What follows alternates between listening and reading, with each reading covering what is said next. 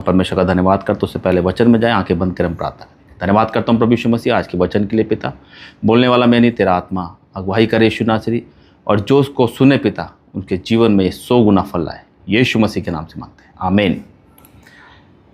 मेरे अजीजों, आप देख रहे हैं आजकल बहुत ज़्यादा परमेश्वर के दासों की बुराइयां चल रही हैं। लोग उलटफेर की बातें बोल रहे हैं, आपस में एक दूसरे की टांगे खींच रहे हैं, बोले जा रहे हैं, लेकिन उनको ये नहीं पता कि परमेश्वर का जीवित वचन हमसे क्या कहता है।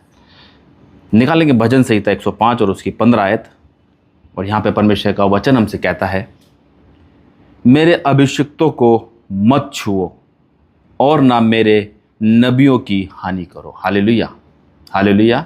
मैं परमेश्वर का धन्यवाद करता हूँ इस वचन के लिए। वाकई परमेश्वर का वचन हमसे कह रहा है, मेरे अभिषिक्तों को मत छुओ। आप और हम किसी का न्याय नहीं कर सकते। न्याय करना परमेश्वर का काम है। वो हमको यही सिखाता है कि न्याय करना तुम्हारा नहीं, मेरा काम है। जो जैसा कर रहा है उसे करने दो, उसके लिए प्रार्थना करो कि परमेश्वर उसके मन को बदले, लेकिन हमें आपस में कोई टिप्पणी नहीं करनी चाहिए। हालेलुया। क्योंकि वो परमेश्वर के अभिषिक्त और नबी हैं, जो परमेश्वर जिसको नियुक्त करता है, जो उसके कार्य को करता है, जो उसके सुसमाचार को फैलाता है, लोगों को उसके परमेश्वर के वचनों को उन तक पहुंचाता है। मेरे प्रियो, परमेश्वर के दास और उसके नबियों की कभी चुगली मत करो, उनकी बुराई बिल्कुल मत करो, क्योंकि वचन में लिखा और वचन में हमको ये भी सिखाया गया है कि बुराई मत करो। हालेलुया। क्योंकि परमेश्वर बुराई करने वालों के विमुख रहता है, यानी जो बुराई करता है परमेश्वर उसके साथ बिल्कुल नहीं रहता, उससे दूर रहता, क्योंकि परमेश्वर हमको ये नहीं सिखाता। आज परमेश्वर का वचन हमसे बहुत कुछ कहता है, लेकिन हम उसके वचनों पर नहीं चलते। सुनते हैं लेकिन उसको और अमल नहीं करते। वचन कहता है कि परमेश्वर ने आनंद छोड़ा और कलवरी क्रूस का दुख सहा। आज हम आनंद के साथ अपने जीवन को व्यतीत नहीं करते। हम इधर उधर की बातों को सुनते हैं और उस पर टिप्पणियां करना, इसके विरुद्ध बुराई करना हम चालू हो जाते हैं। अरे परमेश्वर ने आनंद को छोड़ा, आनंद के साथ अपने जीवन को व्यतीत करें। ये सुंदर वचन परमेश्वर ने हमको दिया, इसको हम पढ़ें, तभी हमारे कुछ समझ में आएगा कि परमेश्वर हमसे क्या कहना चाहता है।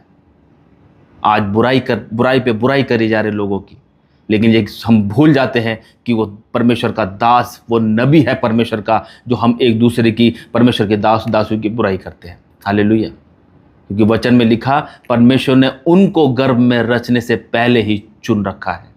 और आज लोग परमेश्वर के दासों पर उंगलियां उठाते, बुराइयां करते, उनकी उलटफेर की बातें बोलते हैं।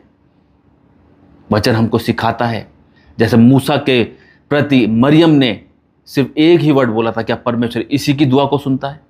परमेश्वर क्रोध में आ गया और तीनों को मिलाप वाले तंबू में बुलाया। और जब तीनों को बुलाया तो परमेश्वर ने कहा उन तीनों से कि मैं अपने दासों से स्वप्न में और दर्शन में बात करता हूं, लेकिन मूसा मेरा वो दास है जिससे मैं आमने सामने बात करता हूं। आज परमेश्वर का दास जो भी है, जैसा भी है, लेकिन वो परमेश्वर की हजूरी से, उसके अनुग्रह से खड़ा हुआ है। वो अपने बलबूते से कुछ नहीं कर सकता।